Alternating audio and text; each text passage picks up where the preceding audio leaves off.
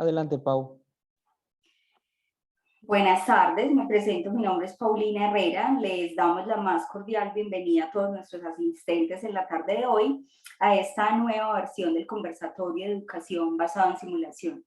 Para nosotros es un placer compartir con ustedes esta tarde y encontrarnos nuevamente en este espacio que hemos preparado con mucho afecto desde el Comité de Educación de FLASIC. El día de hoy entonces nos reúne en este segundo módulo el tema de diseño de escenarios en simulación, paciente simulado.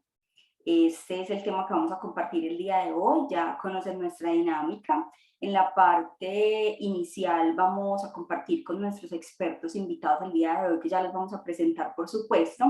Vamos a hablar con ellos un poco acerca de algunas preguntas que preparamos muy enfocadas en el tema. Y en la segunda parte invitamos a todas las personas que nos acompañan en la parte de hoy que por favor nos llenen el chat de preguntas y de toda la información y la experiencia que deseen que nos compartan nuestros panelistas. Por supuesto, entonces vamos a conocerlos. El día de hoy nos acompaña como ponente Marlowa Silva Breuer de Chile. Marlowa es la presidenta de la Comisión de Pacientes Simulados y nos va a acompañar el día de hoy. Bienvenida, Marlowa, buenas tardes.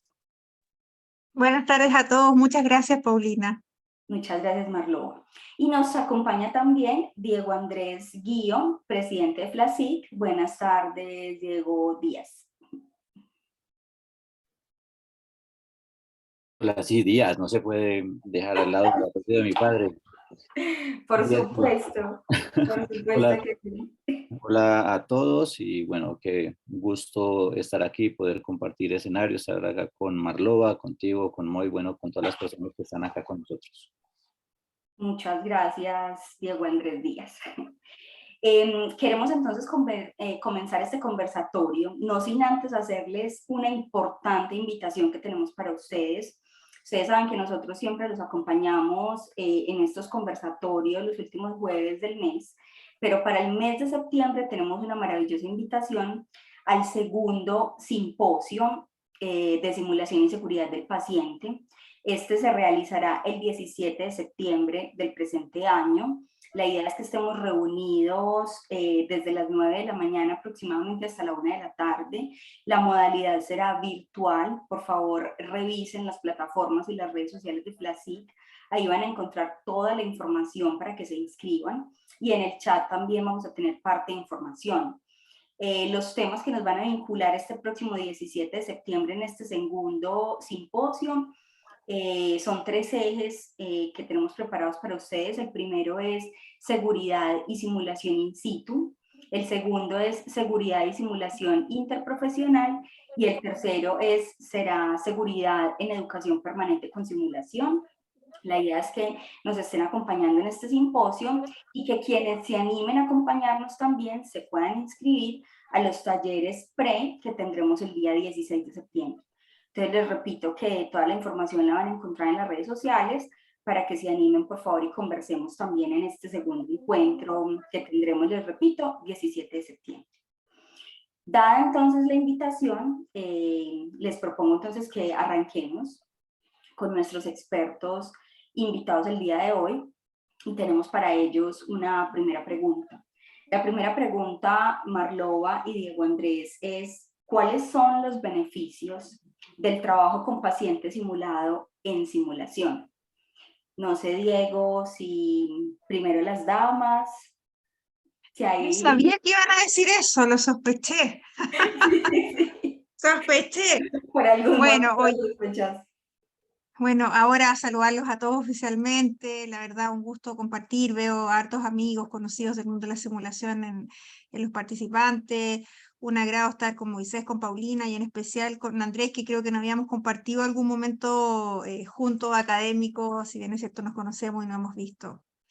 Felicitarlos por este tipo de experiencias que yo creo que solo suman a esta región tan querida para todos nosotros que es Latinoamérica.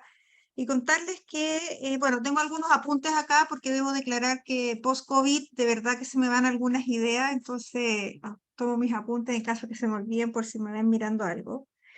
Yo creo que me ha tocado ver, y desde la experiencia, ¿no? Más allá de la literatura, que uno sin duda puede describir y encontrar beneficios para nuestros participantes, ya sea en el pregrado, en el posgrado, en la educación continua, y ya hablando de un contexto del participante simulado, porque finalmente hoy día, cuando, o sea, hace 10 años, cuando uno hablaba de paciente estandarizado simulado, lo agotaba mucho solo esta área, y hoy día vemos como más allá de la literatura, ¿cierto? Y los marcos contextuales lo definen como un participante, porque también podemos tener roles de otras profesiones.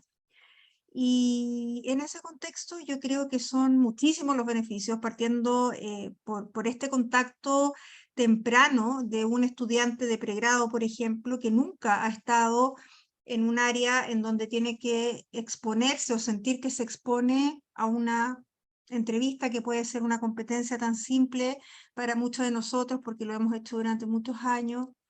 eh, pero además ir generando este contacto desde muy temprano en el currículum, integrándolo desde situaciones tal vez muy básicas como una primera entrevista, un primer examen físico, a pasar en lo curricular y en distintas carreras. Yo tengo la suerte de trabajar con pacientes simulados en 11 carreras de pregrado distintas y bueno, en algunos posgrados, postítulos también.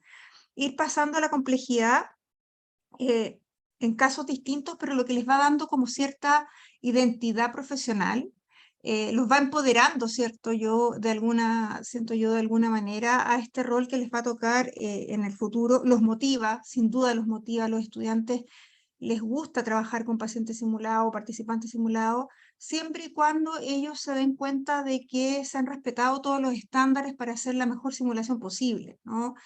Me he encontrado en situaciones en donde de pronto se sienten decepcionados, sienten que esto es como un chiste, pero cuando sucede eso es porque no hemos resguardado todas las etapas previas para un escenario con pacientes simulados.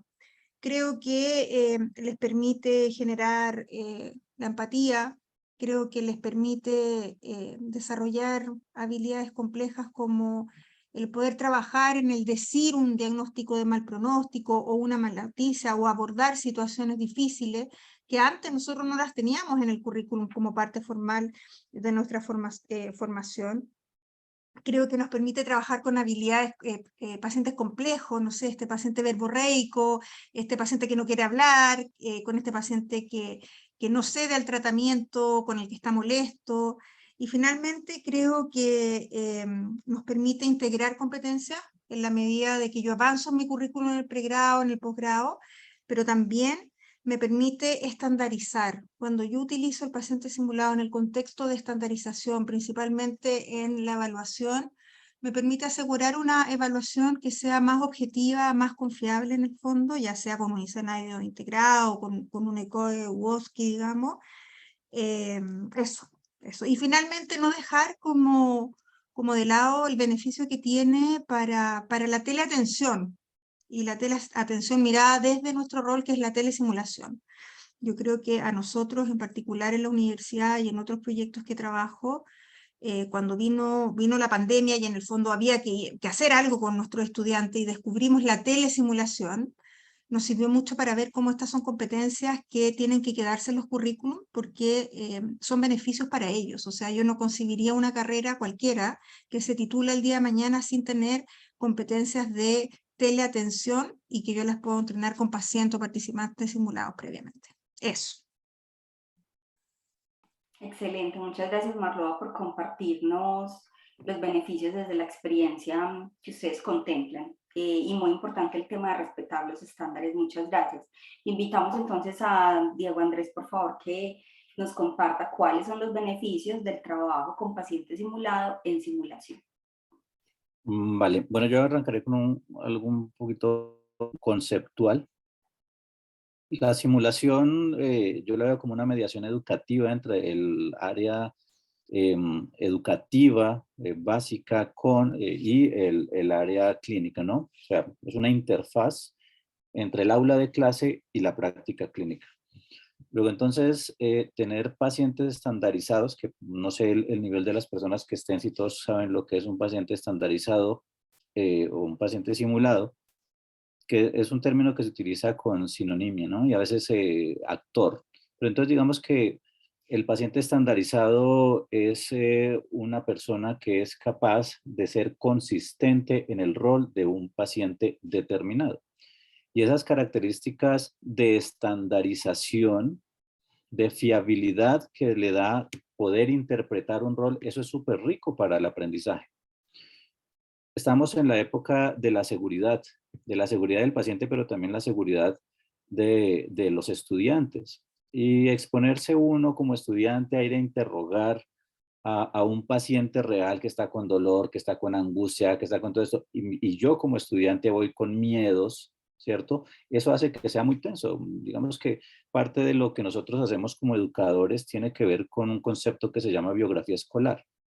Y entonces esa biografía escolar tiene que ver con cómo fuimos educados nosotros. Pues yo me acuerdo la primera vez que me tocó ir a atender a un paciente, pues a preguntarle cosas que no me devolvió de buena manera. No sé, yo diría, me fui, ¿será que le pregunté mal? ¿Será que es porque el señor es así? Pero a mí, ¿por qué los profesores me ponen a exponerme a esto? Bueno, etcétera. Entonces, el ambiente simulado es un ambiente seguro para aprender. Y entonces cuando logramos estandarizar a nuestros pacientes nos permite eso, nos permite aprender. Pero la tiene muchos aspectos o muchas utilidades y una de esas, pues por supuesto, es el aprendizaje, pero también está la enseñanza. O sea que un paciente simulado también le puede dar devolución al estudiante porque sabe cómo hacerlo. Eso va dentro de su proceso de formación. Entonces, darles a, te equivocaste en esto, cómo me exploraste, etcétera. Pues la mayoría de simulaciones que yo hago son simulaciones de terapia intensiva o de medicina de emergencias. Entonces, cuando utilizamos la ayuda, la superayuda, digo yo, de los pacientes estandarizados, pues es muy bueno, por ejemplo, para síndrome coronario agudo, para accidente cerebrovascular, donde hacerle eso a un simulador, a un maniquí, eso no es posible, ¿cierto? Claro, se busca el enganche cognitivo y aquí con esto logramos un enganche cognitivo de un mayor nivel. Y por supuesto, y ya lo mencionó Marlova, pues la parte de la evaluación. O sea que es muy integral y es de mucha utilidad hacer uso en un centro de simulación o en un programa de educación basada en simulación de los pacientes estandarizados. Bueno, diría eso que es como lo más relevante para mí. Muy bien, muchas gracias. Les recordamos a todos nuestros asistentes que el chat se encuentra abierto para que por favor nos escriban ahí las preguntas que tengan para los expertos, para hacérselas en unos cuantos minuticos. Entonces los invitamos a todos a que comiencen a escribir en el chat sus consultas y les recordamos que al final del conversatorio vamos a tener disponible el enlace para que comiencen a inscribirse también en el segundo simposio de simulación. Continuando entonces con nuestro conversatorio, vamos a invitar a Marlova y a Diego, vamos a hablar un poquito del formato de diseños de escenarios. Y pensando en ese tema, los invitamos a que nos cuenten qué elementos incluyen los formatos de diseño de escenarios en los que ustedes trabajan, qué alternativas tienen, qué guía o recomendación siguen ustedes en el diseño de sus escenarios de simulación, si es algo libre o si es un formato diseñado por ustedes. ¿Algún voluntario que desee comenzar? Arranca Diego, Marlova. Andrés ahora. Vamos a darle el turno a Diego entonces. Primero los Vale, compañeros vale. en este caso. Gracias por la deferencia. Bueno, nosotros, hay varios modelos que se utilizan para hacer diseño instruccional y diseño de escenarios, ¿no? Nosotros, en general, cuando hacemos todo el diseño, utilizamos uno que es el modelo ADI. Hay muchos centros que utilizan otros modelos para el general del diseño instruccional y dentro de eso, cuando nosotros vamos a ver las necesidades, ahí es donde tomamos en cuenta qué vamos a utilizar. Cuando está el modelo tradicional ADI, que se ancla un poquito desde alguna crítica teórica que me parece bastante responsable, al conductismo, bueno, yo trato de alejarme del conductismo lo más que puedo, pero entonces ya no estaría en la necesidad de enseñanza, sino en la necesidad de construcción de un escenario constructivo de aprendizaje. Y luego entonces estarían los objetivos de aprendizaje que queremos con nuestros estudiantes, y entonces de ese análisis de necesidades y en la implementación, cuando vamos a hablar de los recursos para ser coherentes, pues ahí decidimos, bueno, pues vamos a utilizar la ayuda del paciente estandarizado. Volvemos al caso ahorita que yo les planteaba a ustedes. Entonces tenemos estudiantes o residentes que tienen que ver enfermedad coronaria aguda, síndrome coronario agudo, en un paciente que está bastante inestable, pero que no tenemos necesidades más allá de considerar invasiones o cuestiones así. Entonces el paciente estandarizado puede ser genial. Nos ha ido bastante bien siguiendo siempre este formato, y digamos que nosotros hacemos todo el análisis de nuestros escenarios, luego desde la crítica de este modelo. Entonces, es un modelo que yo recomiendo porque es versátil, porque ha sido probado, porque a nosotros nos ha ido bien, y a personas que conozco también les ha ido bien, y hay evidencia en la literatura de que funciona. Entonces, pero hay muchos, hay muchos. Pero dejarlo libre, libre, no sé si entiendo bien la palabra libre, de que hagámoslo como sea. Si es eso libre, no, definitivamente no. Ahí diría simulación, sí, paciente estandarizado, sí, pero no de cualquier manera. Y bueno, Marlova.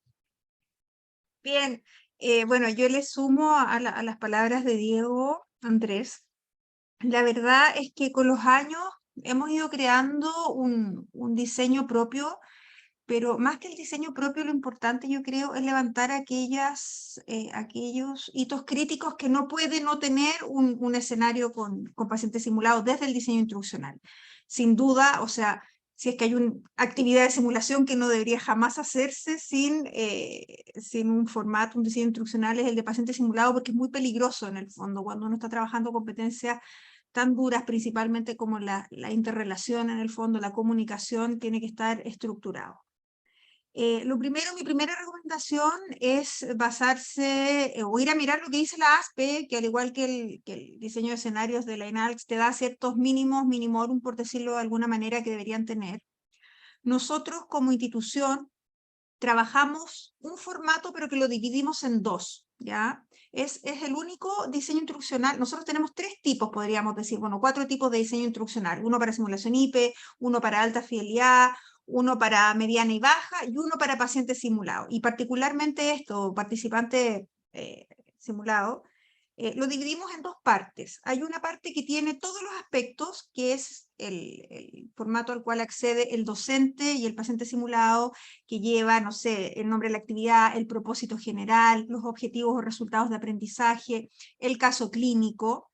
Y esta parte que les voy a mencionar es la que no lleva o es la que no tiene acceso al estudiante. Por eso son 2 formatos distintos, que tienen que ver con el perfil físico, el perfil social, el perfil psicológico, en el fondo, algunas condiciones asociadas a la patología, porque es como matarle el backstage, ¿no? O sea, de alguna manera, igual tiene la pauta sigue teniendo la pauta de evaluación, bueno, los contenidos previos a adquirir o a llevar, o la evidencia que lo acompaña, algunos aspectos posibles a tratar en el debriefing, y hacemos de esta manera que el que accede el estudiante, que finalmente construimos el primero y al otro le sacamos estos aspectos que les digo yo, se queda con el nombre, la actividad, con el propósito, por supuesto sus resultados de aprendizaje, el caso clínico, que lo tiene que tener, la literatura recomendada, e incluso la pauta de evaluación que va a utilizar, ¿no? Cuando estamos partiendo, cuando nosotros damos un curso de formación para aprender sobre la docencia basada en pacientes simulados, hacemos un formato mucho más sencillo, ¿ya? Pero ese formato sí o sí, al menos siempre aborda el nombre, bueno, el tipo estudiante, a quién va dirigido, el propósito, el caso clínico, los resultados de aprendizaje, el perfil psicológico, social y físico, más o menos como para darles así una recomendación. Eso, bueno, y como dice Andrés, hay bastantes, uno puede encontrar distintas sugerencias. Lo importante es tener uno propio, porque también se basa como en tu cultura institucional. Nosotros tenemos como universidad un proyecto educativo que habla de resultados de aprendizaje. Hay instituciones que hablan de objetivos, hay otras que hablan de desempeño. Entonces, nosotros lo que hemos hecho es construir nuestro propio diseño y lo hemos ido validando con los años, en el fondo, y mejorando, por supuesto. Muy bien, muchas gracias. Diego, en el chat nos están pidiendo y si puedes repetir, por favor, el nombre del modelo. ADIE, por ahí me apareció en el chat que alguien escribió por ahí. Que habías mencionado de él. ¿Es correcto?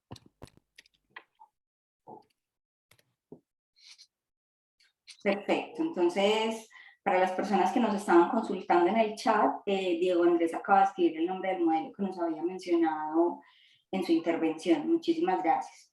Continuando entonces con la temática, vamos a hablar del tema con el que acaba de cerrar Marloa, que es bien importante, el tema de resultados de aprendizaje o competencias. Entonces, la siguiente pregunta está encaminada hacia este tema y es, ¿qué tipo de resultados de aprendizaje o competencias incluye en sus diseños de escenario?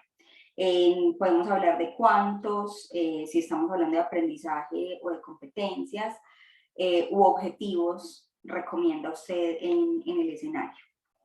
Marloa, creo que es tu momento de arrancar. Bien. Bueno,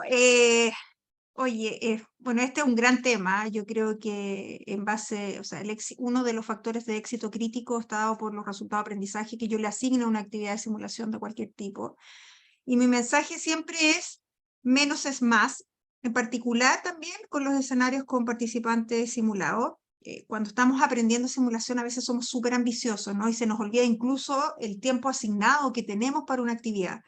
Yo trabajo con los profes a veces y al principio llegan con 7, con 8 resultados de aprendizaje. Yo les voy a hablar de resultados de aprendizaje, pero en el fondo estamos hablando de metas, ¿no? Estamos hablando de metas de una sesión, por decirlo de alguna manera.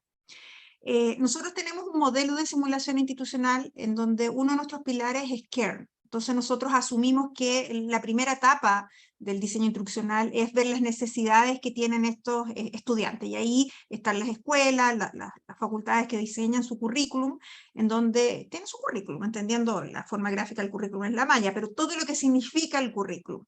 Después ese currículum tiene asignaturas, ¿no?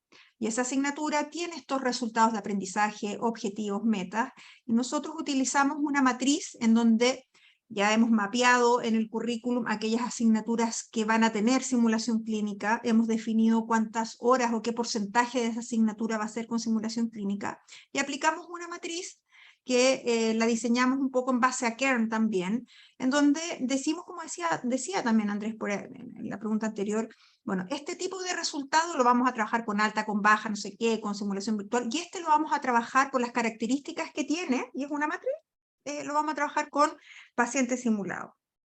Como yo les decía, nosotros trabajamos con 11 carreras distintas de pregrado, lo que nos da una diversidad importante en el fondo de escenarios, de cantidad de horas. Hay carreras que por su esencia son más ricas a trabajar con pacientes simulados.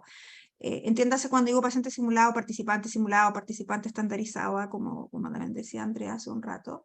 No sé, estoy pensando en terapia ocupacional, estoy pensando en nutrición, estoy pensando en psicología, estoy pensando en fonoaudiología. Nosotros, todas nuestras carreras tienen actividades, pero estas particularmente son muy, muy bien dadas a trabajar con muchas horas de paciente simulado. Y en todas las carreras que nosotros tenemos, tratamos de trabajar entre 3 a 4 como máximo, ¿no? 3 a 4 resultados de aprendizaje por actividad, y nuestras sesiones más o menos duran entre 80 a 160 minutos, dependiendo el nivel en el que están.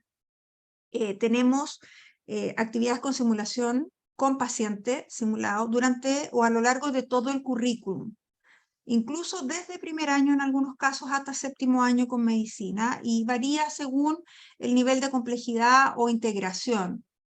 posiblemente un alumno de medicina de tercer año va a tener mucha actividad asociada a la semiología, ¿no? Que es su primer encuentro, podríamos decirlo de alguna manera fuerte, con el paciente real, en donde empieza con técnicas básicas de entrevista, examen físico, y vamos avanzando después hacia las especialidades y finalmente también de pronto hacer algunas actividades puntuales en su nivel de internado, con aspectos más complejos, ¿no? No sé, un diagnóstico de mal pronóstico asociado a alguna de las especialidades, etcétera. Estoy tratando de responder a estas preguntas o aspectos que interpreté de las preguntas que tuve acceso. Me ha tocado trabajar en distintos lugares, formatos entre 6 a 25 participantes, ¿ya? O sea, en formato virtual y en formato presencial. Sincrónico, por supuesto. Y la verdad es que yo creo que con distintas herramientas o tips que lo acompañan, puede ser muy exitoso, ya sea con 6 o ya sea con 25. También podría ser un poco menos. Creo que ya menos no da para mucho, o sea, no da para ir construyendo, ¿cierto? Desde el constructivismo y desde la co-construcción para construir nuevos aprendizajes. Me ha pasado que pelean por actividades de simulación con 2 participantes, y yo le digo, oye, pero es que eso, leí por ahí un roleplay o una habilidad por partes, si uno quiere hacer integrar competencias maduras, tienen que ser más participantes. Creo que también es importante asignarle roles a los que observan.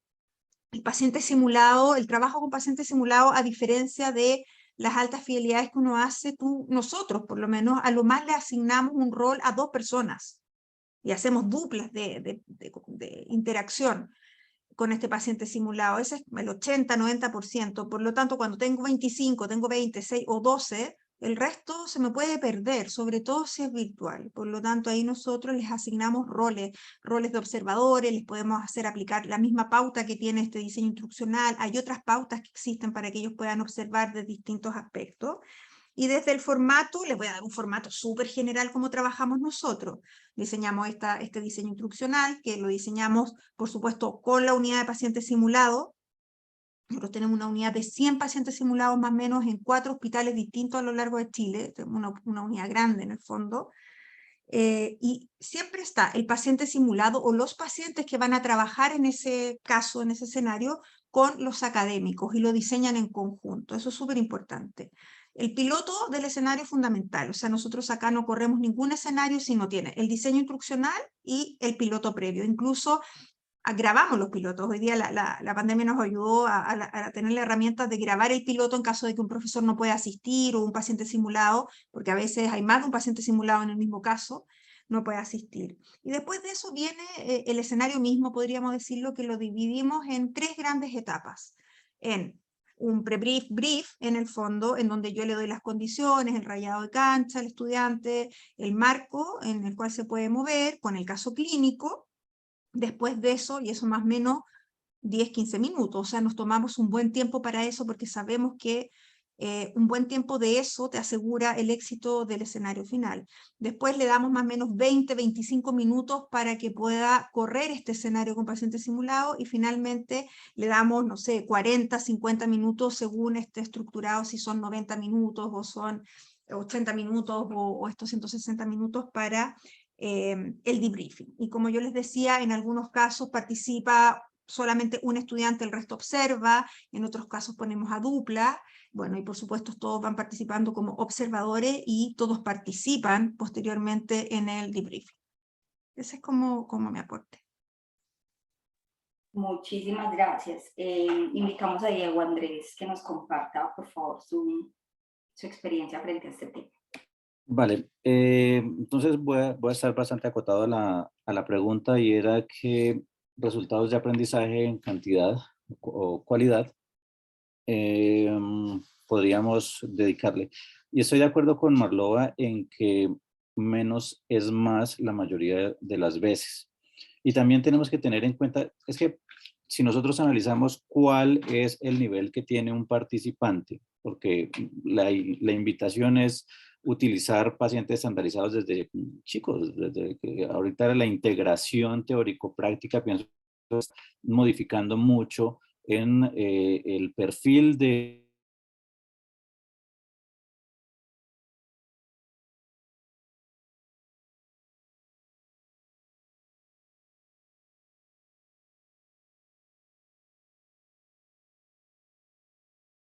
¿Ustedes escuchan a Andrés o yo me quedé sin...? Ah, no, Paulina, sí, te veo. Pero Diego, No lo Sí, escuchamos. creo que sí, Diego se acaba de quedar sí, creo que se perdió por un conectado momento un la poquito. conexión. Ajá. Yo intento ahorita mientras escribirle, no se preocupe. Perfecto. Les recuerdo a las personas que nos acompañan, que veo por aquí, nos han hecho un par de preguntas en el chat, que el día de hoy nos están acompañando en nuestro conversatorio los dos expertos invitados. Marlova Silva Broyer es la presidenta de la Comisión de Pacientes Simulados de FLASIC, y nos está acompañando también Diego Andrés Díaz Guido, presidente de FLASIC, para quienes ingresaron un poquito después de la presentación de nuestros expertos invitados. Tenemos nuevamente a Diego. Diego, quedaste frisado y te dejamos de escuchar. Sí, perdón, debo declarar que por cosas del destino me tocó hacer guardia hoy cuando no estaba programado y que estoy con el internet del móvil, así que ofrezco excusas si la calidad de pronto en algún momento no es buena. Entonces, donde quedé, había dicho que estaba de acuerdo con Marlova en que menos es más y que tenemos que tener en cuenta desde el análisis de las necesidades en qué nivel están nuestros participantes, que es deseable que existiera una correlación teórico-práctica, y para esa correlación que nos puede llevar a la integración clínica de un pensamiento clínico complejo mucho más temprano, el paciente estandarizado nos puede ayudar. Y decía que, o dije para mí porque usted no me escuchaba, que si me pusieran a poner un número arbitrariamente, pues diría 3 o 4. Y entonces dentro de esas estarían las habilidades, por ejemplo, de comunicación. Estaría cómo logro comunicarme eficientemente con el participante, yo diferencio entre participante estandarizado y el paciente estandarizado, ¿no? Si quieren luego podemos ahí discutir un pelín. Pero entonces este paciente estandarizado nos puede dar devolución de sobre cómo estuvo la comunicación, enseñar un poco también allí, esas son de las cuestiones buenas. La otra estaría en cómo hace la anamnesis.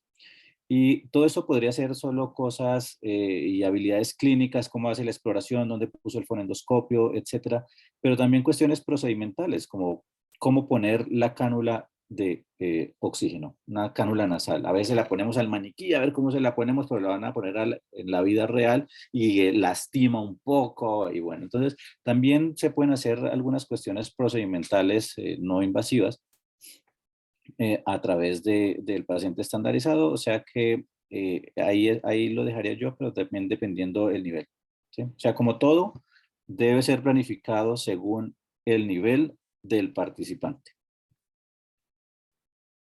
Muy bien, perfecto, muchísimas gracias. Continuando entonces con las preguntas que teníamos por acá para nuestro conversatorio, vamos a continuar con el tema de pautas de observación. Nuestros expertos han mencionado en varias oportunidades en sus intervenciones el tema de pautas de observación.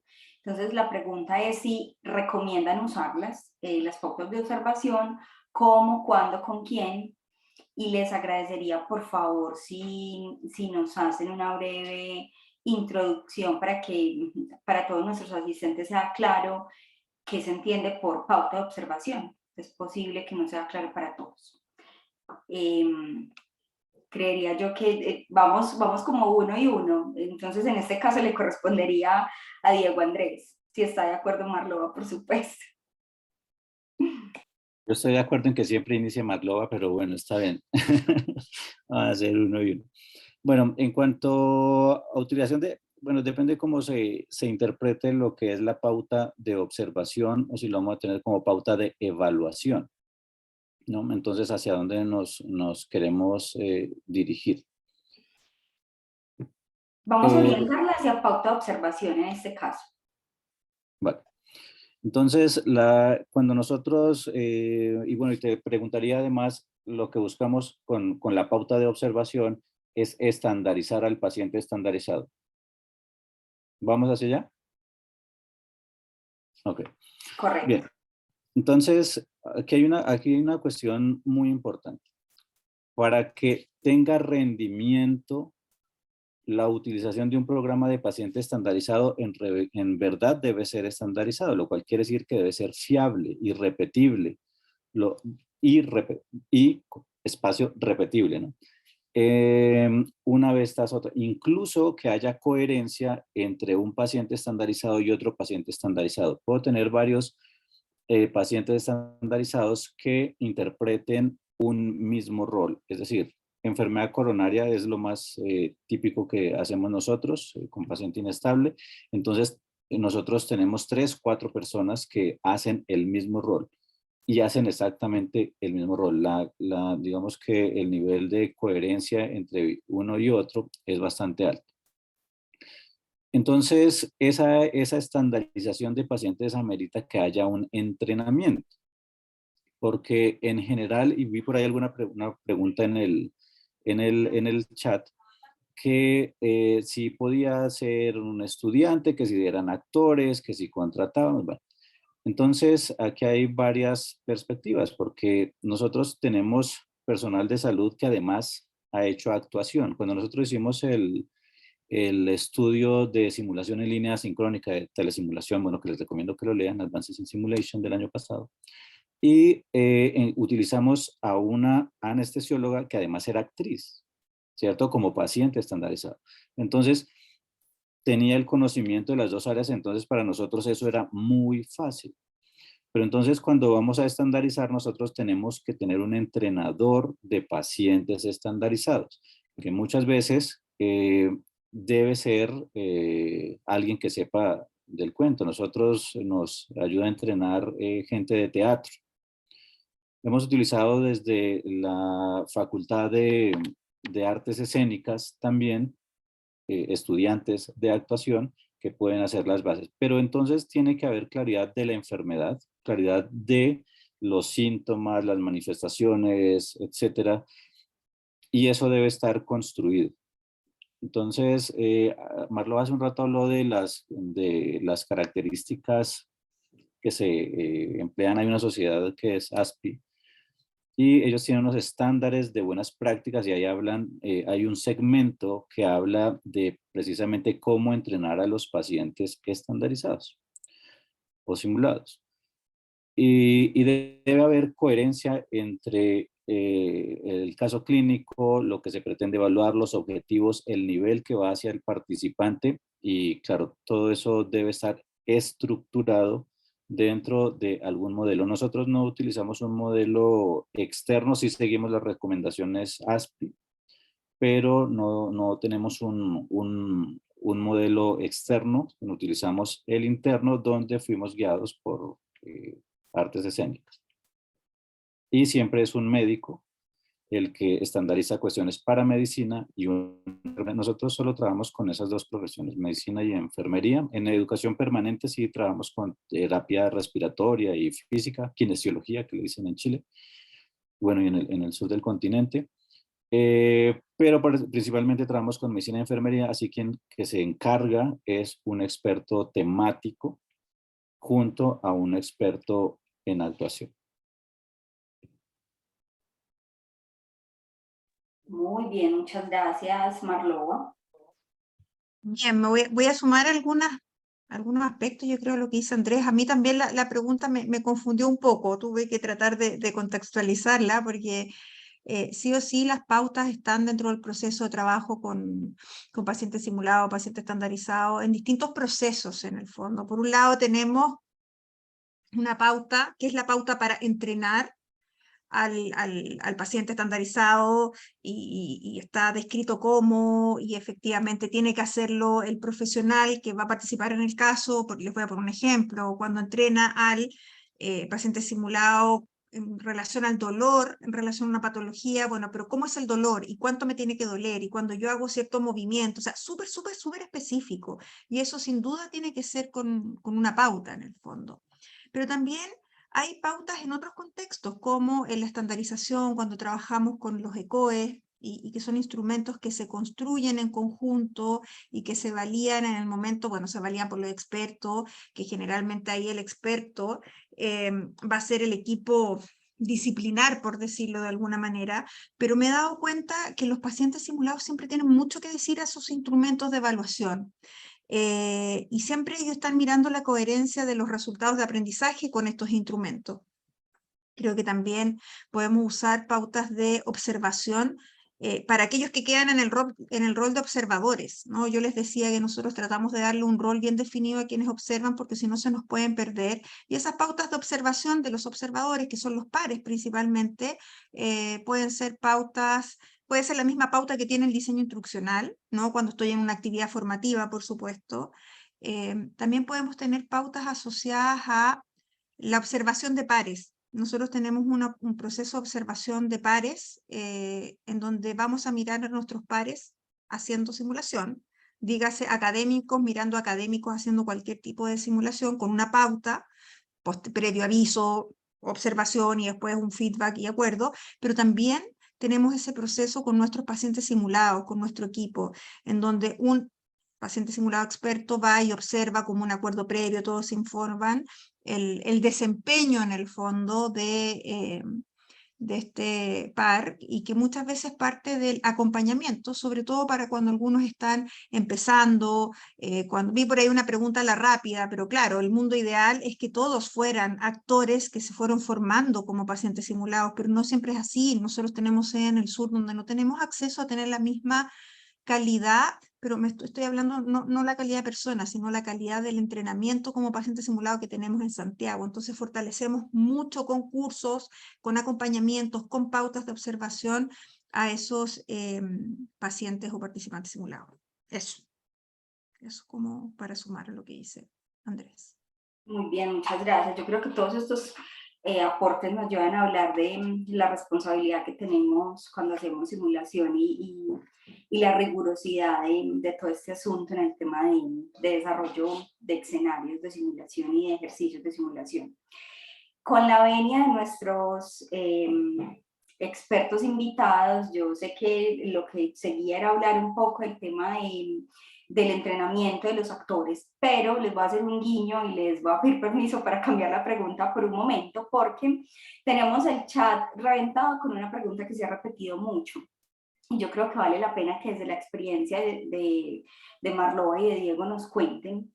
Hay muchos participantes preguntando acerca del concepto de paciente simulado, paciente estandarizado, y yo creo que valdría la pena como trabajar un poquito el concepto y que les contemos desde la experiencia y cada uno de sus saberes pues estas definiciones, porque las está preguntando mucho.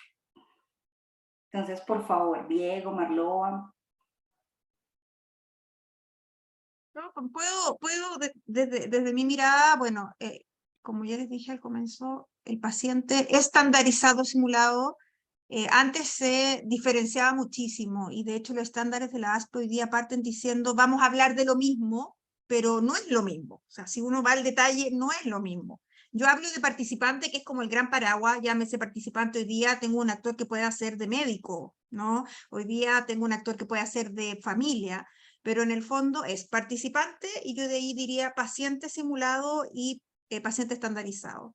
Yo me remito al paciente estandarizado principalmente cuando está asociado a una evaluación, principalmente a una evaluación formativa en un contexto de OSCE o ECOE o otra metodología que utilizamos nosotros que son escenarios integrados, en donde la confiabilidad, la repetibilidad de ese paciente tiene que ser exactamente igual para respetar el principio de la objetividad de la evaluación, ¿no? A nosotros nos pasa que a veces tenemos OSCIs, bueno, voy a hablar ECOE en español, en espejo, y a veces tenemos 3 estaciones en espejo, y nos están pidiendo 3 señoras de 60 años que están con indicación de terapia hormonal de reemplazo, por ejemplo. Y tenemos que para una actividad de evaluación utilizar la misma estandarización. Entonces, si la señora tiene que llorar porque está angustiada y deprimida, las señoras tienen que llorar igual, porque además las lágrimas van a ser 3 o 4 y no puede ser que la otra se descompense llorando. ¿Por qué? Porque ya no es la misma repetibilidad y resultado de aprendizaje o el desempeño se me va a desviar y va a terminar de ser objetivo. Entonces, estandarizado es cuando yo quiero estandarizar y repetir exactamente igual, de tal manera de respetar el principio de estructurado y de objetivo de un ECOE u otra evaluación similar. Y el paciente simulado, mi concepto del paciente simulado es cuando yo estoy en una actividad un poco más formativa, ¿no? En donde incluso este paciente simulado le puede dar tips, puede ayudar al estudiante en su desempeño dándole pistas, dándole ayuditas. En una evaluación si el alumno le tiene que preguntar si tiene fiebre, si ha tenido fiebre, y eso es crucial para su evaluación, el paciente simulado no puede decirle, el paciente estandarizado no le puede decir nada, o sea, no le puede decir, si yo le digo, usted no le puede decir que ha tenido fiebre, tampoco le puede decir, oh, es que anoche me sentí como calentito, porque yo sé que es un hito crítico que el estudiante pregunte. Si estoy en una actividad de aprendizaje formativa a lo largo del currículum, ese paciente sí le puede decir o interactuar más allá de la estandarización con el estudiante y decirle, ¿sabe qué? Pero además, ¿sabe que se me olvidó decirle algo? ¿Sabe que anoche sentí como los ojitos y me sentía mal? Por lo tanto, yo lo traigo a este estudiante y le permito seguir desarrollando su aprendizaje. Esa es mi definición y mi mirada de las diferencias entre los dos conceptos o tres conceptos. Andrés.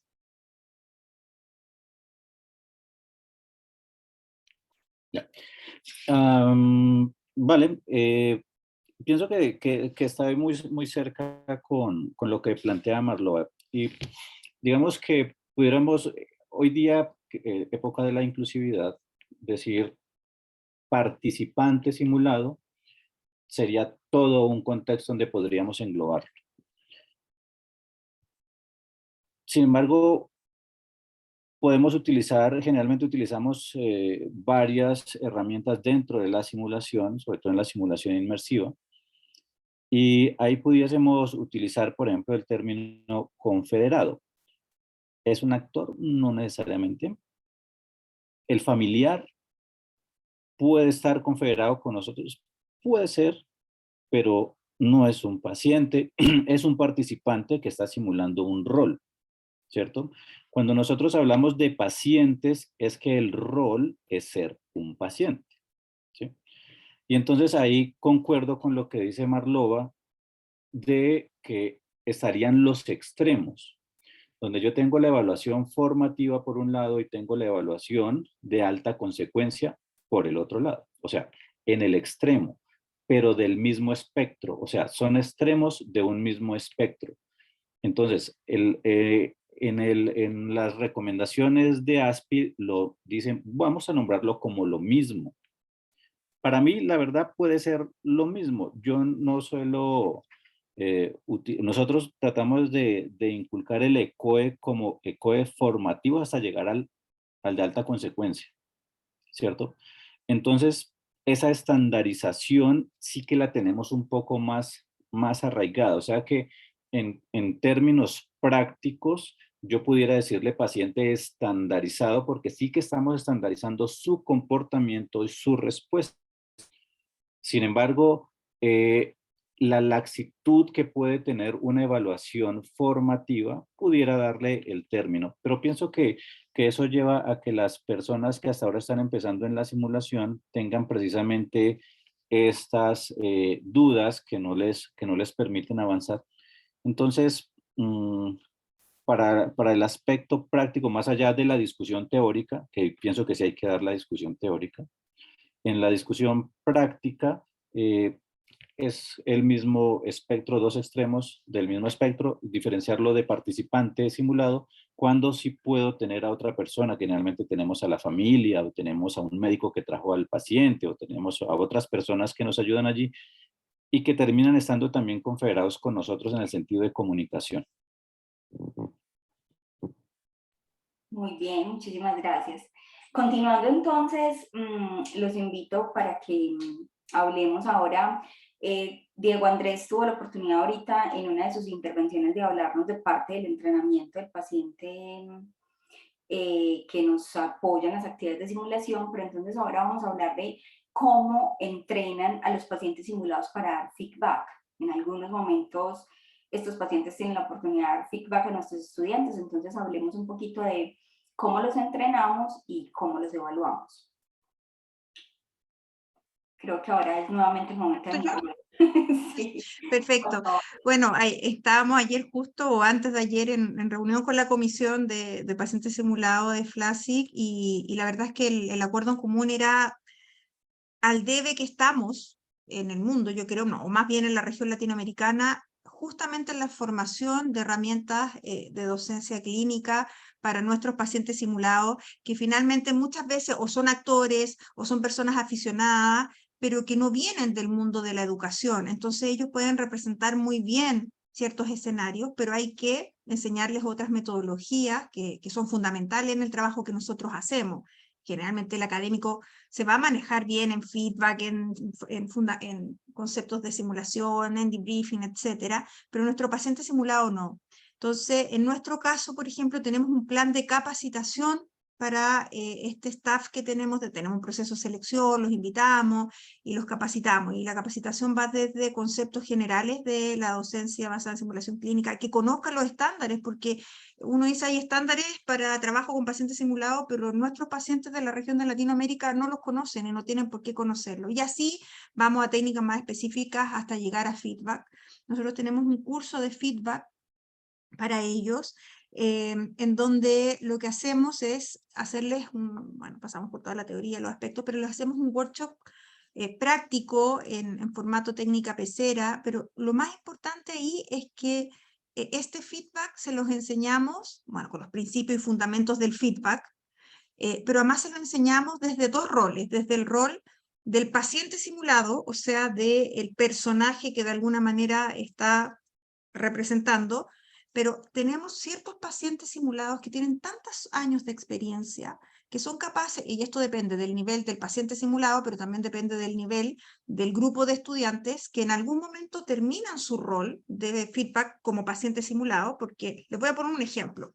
Si el paciente simulado, el caso del paciente simulado, tal vez es un paciente crónico de un nivel socioeconómico bajo, que no tiene adherencia al tratamiento, se viste de cierta forma, va a utilizar un feedback desde su rol. Entonces va a utilizar palabras en cierto contexto, va a usar una voz con cierto contexto. Ejemplo, ¿sabe qué, señorita? Usted me habló del nifilelidipino, pero yo no entiendo lo que es eso, ¿no?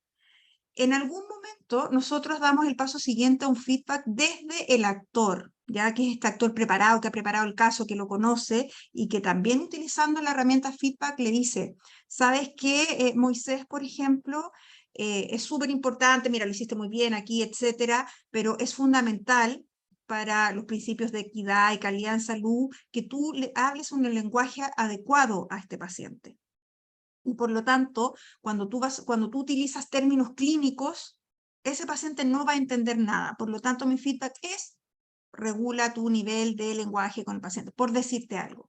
Entonces, nosotros tenemos, como te decía yo, concretamente en feedback, tenemos otros cursos que les damos, un curso de feedback para que ellos puedan dar la retroalimentación efectiva desde el rol del paciente, del caso clínico, y en un nivel superior desde la persona. Desde una persona que finalmente es como un codocente, ¿ah? Si bien es cierto, y ahí yo creo que nuestro paciente simulado se transforma en un codocente. Ellos son una metodología educativa, ellos también son codocentes. Eso por mi parte. Vale. Yo pienso que el feedback que da un paciente simulado, un paciente estandarizado, es un aspecto bastante importante y bastante relevante. En general, como los pacientes estandarizados no son personal de salud, en general, porque esa puede ser otra pregunta que creo que vi por ahí en el chat. Cuando no lo son, entonces el dominio en el que ellos están más centrados es en el dominio afectivo e interpersonal. Entonces es cómo fui tratado, cómo se comunicaron conmigo, ¿cierto? Cómo buscaron o gestionaron la información necesaria para llegar al diagnóstico de mi patología. Preguntaron las cuestiones relevantes a la enfermedad, que es el guión que se ha estandarizado. O sea, estarían más hacia a ese dominio y obviamente deben ser entrenados en cómo hacer una devolución respetuosa, pero directiva.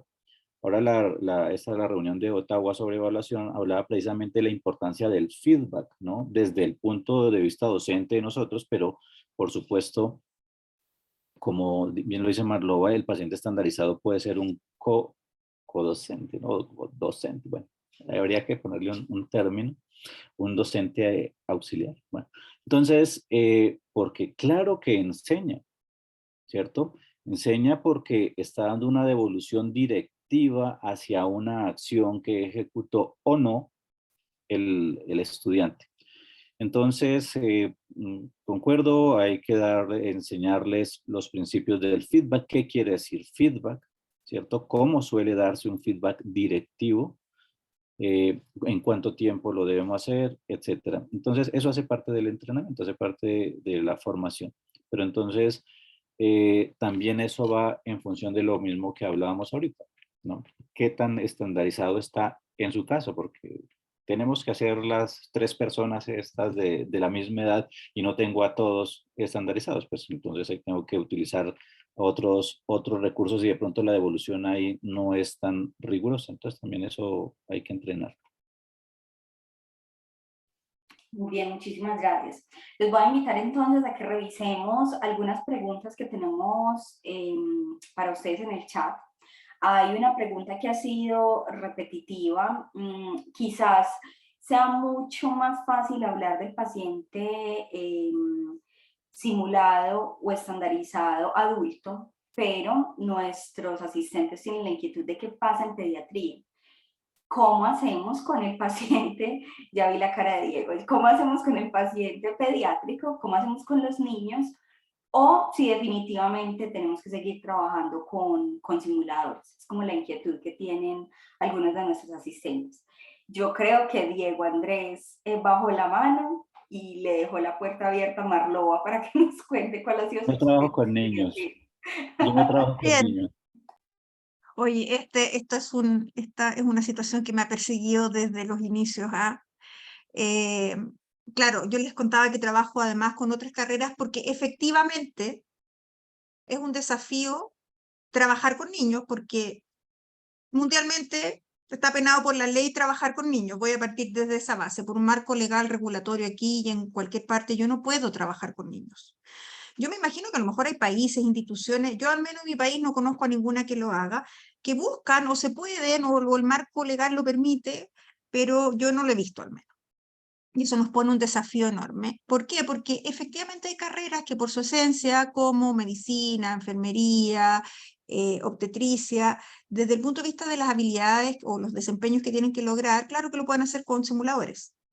Pero cuando yo les hablaba de otras carreras, como terapia ocupacional, estoy pensando en fonoaudiología, estoy pensando en nutrición, no es fácil, no es fácil. Entonces, lo que nosotros hemos hecho en ese caso, porque ellos tienen que aplicar habilidades muy comunicacionales, o sea, estoy hablando de fono, de terapia, de psicología, de nutrición. Por ahí vi también una pregunta si es que se puede trabajar en psiquiatría. Sí, se puede trabajar mucho, o sea, es un área muy, muy fértil pero ¿cómo lo haces con el niño? Y nosotros ahí lo que hacemos es que tenemos un pool de pacientes simulados que son personas muy jóvenes o que todavía se pueden poner un moño y se personifican de algo muy sencillo. Nosotros no personificamos en extremo, pero bueno, los expertos, los que son expertos saben la actitud, la ropa, y ellos pasan por adolescente. Entonces nosotros abordamos el trabajo con niños desde 2 áreas. Primero, con pacientes simulados que son personas mayores de 18 años, al menos en Chile en el fondo, y que se pueden personificar y pasar por 13, 14, hasta 17 años. Y lo otro es que abordamos los casos desde el rol del cuidador, ¿no? Muchas veces lo que se hace es que educamos al cuidador, aplicamos los instrumentos al cuidador, pero desde esa perspectiva. Ese sería como mi aporte. Hay harta literatura al respecto, Hay harta literatura al respecto y yo sé que hay instituciones que trabajan con niños, pero más difícil, más allá de lo legal. ¿Cómo entrenas tú a un niño? Estoy pensando en un niño de 10 años. Y me pasa incluso en mi propia casa que me insisten con el trabajo con niños y me dicen, oye, pero yo traigo a mis hijos, a los amigos de mis hijos. Y yo le digo, es que no se puede, no se puede. Sí, es mucho más difícil. Muy bien, yo creo que las condiciones son similares en todos los lugares, al menos a este lado del continente. Perfecto. Tenemos otra pregunta que es bien interesante, que tiene mucho que ver con el tema administrativo en los centros y es el asunto contractual, la vinculación de los actores. Yo cómo vinculo a un actor para que trabaje conmigo en mi centro, es decir, tienen que firmar algún tipo de consentimiento, hay algún tipo de contratación que lo vincule laboralmente con el centro, son estudiantes, lo hacen de manera gratuita y desinteresada. Los asistentes nos piden que por favor compartan su experiencia con ellos. Y yo creo que como fuimos tan crueles con Marlowa en la pregunta anterior, deberíamos arrancar con Diego. Vale. Bueno, opciones hay varias y eso depende de los recursos y la profundidad en la que se quiera llegar con el desarrollo de un programa. Digamos que cuando es, porque claro, está el modelo del centro de simulación universitario, cuando es para carreras, están los centros de simulación privados y están los centros de simulación de los hospitales, ¿no? Entonces, depende también del modelo de desarrollo al que se quiera. Nosotros al comienzo contratábamos y luego y tuvimos pasantías de personas que estudiaban artes escénicas. Entonces, en contraprestación, digamos que permitíamos hacer investigación a la compañía de teatro, un grupo de investigación de un doctorado, donde estaban varias personas de teatro de la universidad donde yo hice mi doctorado. Entonces, venían los pasantes y nos servían a nosotros como pacientes estandarizados. Y eso duró un tiempo. Luego, cuando tuvimos una vinculación de hace varios años formal con universidades en pregrado, comenzamos a entrenar también a estudiantes avanzados, a los pasantes, que son personas que tienen un nivel académico alto para poder hacer la pasantía ahí en el centro, y ellos servían para los más pequeñitos. Entonces, eso también es un modelo que es plausible y no genera costos porque la contraprestación es otra, ¿cierto? Es aprendizaje de otras áreas, participar en investigación, bueno, otras cuestiones. Existen compañías de teatro estandarizadas para esto, ¿no? Y ofrecen sus servicios y generan un contrato con las universidades. Acá en América Latina hay varias, yo creo que en Chile hay varias compañías y conozco por lo menos dos, y ofrecen sus servicios a las universidades. Obviamente eso tiene un costo, o sea, es que estamos hablando que incluso los pacientes estandarizados, hay un gremio, por lo menos en Estados Unidos hay un gremio para ello, ¿no? Hay un sindicato. Entonces, a ese nivel de estructuración está. Entonces, porque es que eso no es nuevo. O sea, estamos hablando de mitad del siglo pasado. Entonces, depende del nivel de profundidad que querramos nosotros llegar. Entonces, ahí sería. Pero opciones hartas. La única que yo diría no es utilizar pares, o sea, estudiantes del mismo nivel, entonces ahí sí no. Esa sí diría, no, no lo hago. Marlova. Muchas gracias, Diego. Sí, yo Marlowa. sumarle que, bueno, efectivamente es muy variado, hay muchas opciones. Me encanta lo que dice Andrés de la opción de si en tu propia universidad hay una escuela de teatro, por ejemplo, pueden haber bonitos proyectos de tesis, de trabajo, ayudantía. Nosotros, por el volumen, nosotros manejamos un volumen muy alto de trabajo con pacientes simulados. Yo les diría que el 35% de nuestra programación, o sea, de las horas que se hacen en los hospitales simulados de la Universidad de San Sebastián, son con pacientes simulados. Y eso nos llevó a generar un modelo en donde tenemos un staff que se les paga a honorarios, ¿ya? Porque tenemos, no sé, 100, 120, sería imposible que la universidad me autorizara a tener un staff, o sea, ojalá me diera 120 plantas, Yo les diría, mira, justo el otro día estaba revisando un trabajo, un diplomado que tenemos, en donde el trabajo era sobre un proyecto donde cómo formar una unidad de pacientes simulados. Y mi primera retroalimentación al trabajo fue que ellos colocaron, vamos a contratar 2 pacientes simulados, ¿ya? Entonces, mi primera recomendación sería, en tu metodología, no te cases contractualmente con 2 perfiles, porque claro, puede ser que te digan, mira, yo te doy 2 cargos, Estamos en temas súper contractuales, a lo mejor, yo prefiero, ojalá me dieran cargos para todos, pero con 2 perfiles, o sea, imposible, ¿qué elijo? El hombre y la mujer, ya, de ahí me quedé.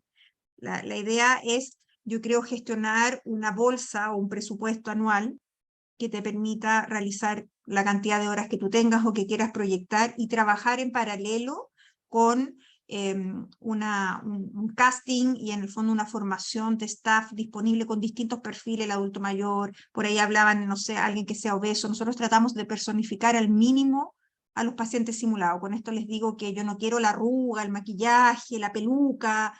Son casos muy, muy puntuales. Obviamente usamos mulas, ciertas caracterizaciones más que personificaciones. Les recomendaría eso. Y por supuesto, ya después empieza la sintonía fina que tiene que ver con cada país, instituciones, si le pago por hora cronológica, si le pago por hora pedagógica, si le hago un contrato honorario, ese tipo de cosas que va a depender también de la cultura local.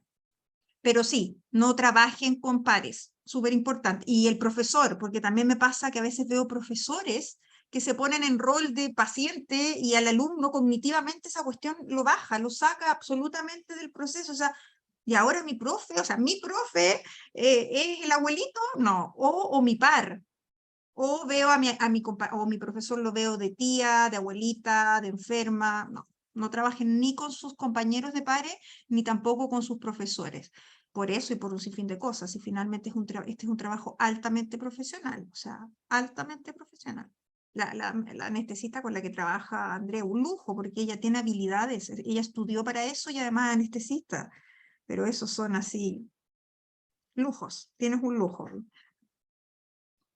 Muy bien, estamos cerrando ya entonces esta tarde en este conversatorio, pero no queremos irnos sin que Marloa y Diego, por favor, nos resuelvan una inquietud que también ha sido repetitiva en el chat, y es el tema de los pacientes que tienen la enfermedad y nos apoyan en las actividades de simulación, es decir, que posan como pacientes estandarizados o simulados. Entonces, nos han preguntado 2 cosas. Primero, si estos pacientes que tienen la enfermedad también ingresan en la definición de paciente estandarizado o simulado.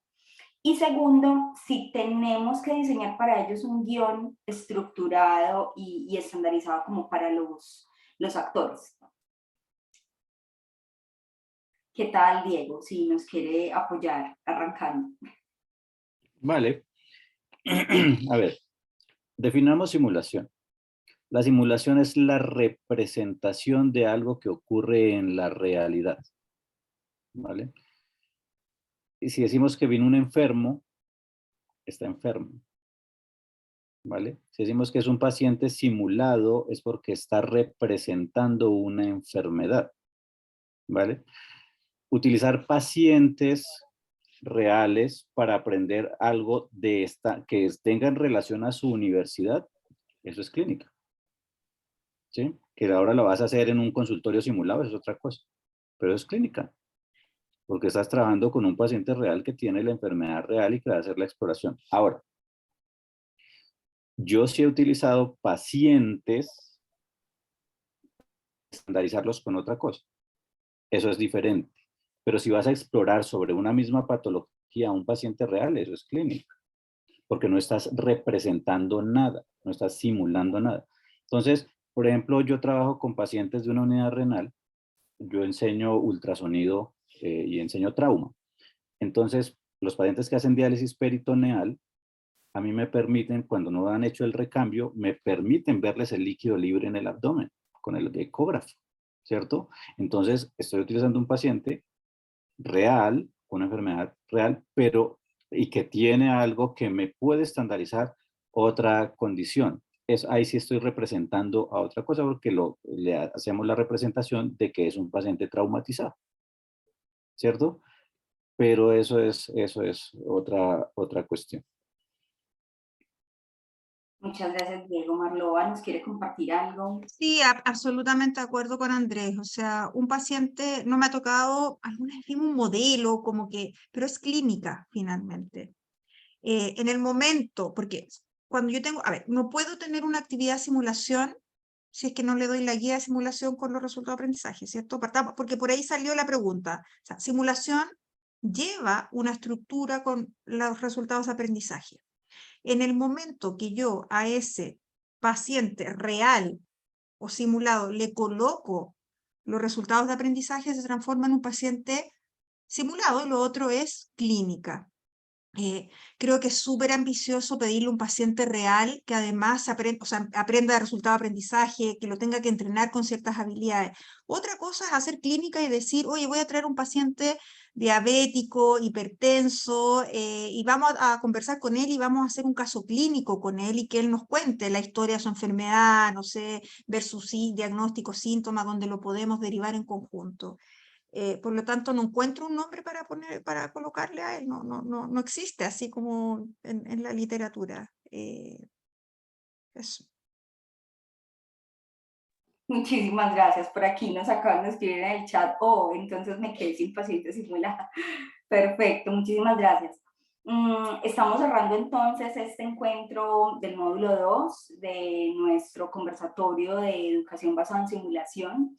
No sin antes agradecerle muchísimo la participación a las personas que nos acompañaron y por supuesto a nuestros expertos del día de hoy. Marloa, muchísimas gracias por acompañarnos desde Chile. Y Diego Andrés, muchísimas gracias por acompañarnos desde Colombia. Las personas en el chat les están agradeciendo mucho, nos comparten que fue excelente, maravilloso haber estado con ustedes y haber escuchado pues la experiencia en este tema de escenarios de simulación y pacientes simulados, que creo que para todos siempre genera muchísimas inquietudes. Entonces, muchísimas gracias a ambos. No queremos irnos, por favor, sin recordarles que están cordialmente invitados al segundo simposio de simulación de seguridad del paciente que se va a realizar el próximo 17 de septiembre. El horario que tenemos programado va a ser entre las 9 de la mañana y la 1 de la tarde, horario México-Colombia. En el chat nos acaban de colocar el link para empezar a hacer la inscripción. Quienes no la hagan hoy, recuerden que pueden encontrar toda la información en las redes de FLASIC, así que los invitamos por favor a que se vinculen. Vamos a tener 3 ejes muy importantes que son seguridad y simulación in situ, seguridad y simulación interprofesional y seguridad en educación permanente con simulación, que son 3 temas que nos convocan mucho a los apasionados por la simulación. Marloa y Diego, no sé si quieren despedirse de las personas que aún nos acompañan y por supuesto, pues les repito los agradecimientos. Bueno, yo me despido. Muchas gracias a todos por su interés. Si es que le quedaron algunas dudas, vi algunas dudas que se repetían, digamos, o que salieron ahí, no las alcanzamos a abordar, nos pueden escribir, mi correo se los voy a dejar ahí puesto. Nada, invitarlos a trabajar con esta metodología apasionante en la medida que se pueda. Es un trabajo que, si bien es cierto, hay estándares y hay harto marco conceptual detrás, finalmente, al ser el trabajo con un otro que es un humano, requiere de mucho trabajar, mejorar, seguir, en el fondo. Requiere mucho de mejora continua. Eso.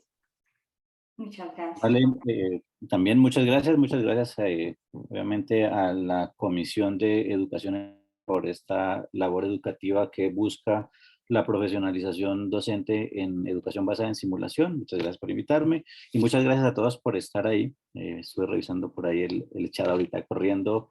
Muchas gracias a todos. Y también lo mismo, tenemos que ir avanzando. Ya aquí me pongo el gorrito de presidente FLASIC y tenemos que seguir avanzando en nuestra región, en la educación basada en simulación, en las buenas prácticas, en buscar hacer las cosas cada vez de una manera mucho más profesional, porque finalmente eso redunda en los aprendizajes construidos por nuestros estudiantes, independiente de qué carrera en ciencias de la salud están. Entonces, este es un aspecto muy importante del paciente simulado, el paciente estandarizado. Y bueno, nos vemos el 17 de septiembre, porque en FLASIC, si tú no estás, no estamos todos. Estamos todos, es cierto. Muchísimas gracias por la generosidad en sus comentarios. Moisés, creo que nos vas a compartir un video haciendo la invitación de este 17 de septiembre al segundo simposio. Claro, claro, ahora se los paso.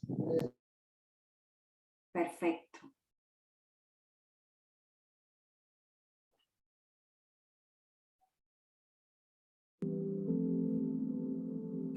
Hola, soy Andrés Díaz, presidente de FLASIC. Estoy en Puerto Vallarta, México, en el Congreso de ANFEM. El día de hoy te quiero invitar a nuestro segundo simposio de simulación y seguridad del paciente que se realizará en el mes de septiembre. Hola, soy Moisés de los Santos de Renacim y te invitamos a participar en el segundo simposio de seguridad del paciente y simulación el día 17 de septiembre y a inscribirte a los talleres precongreso del día 16. Hola, ¿cómo están? Soy Federico Ferrero, vicepresidente de FLASIC, y les quiero contar que los 3 ejes de nuestro simposio son: el primero, seguridad y simulación in situ; el segundo, seguridad y simulación interprofesional; y el tercero, seguridad en educación permanente con simulación.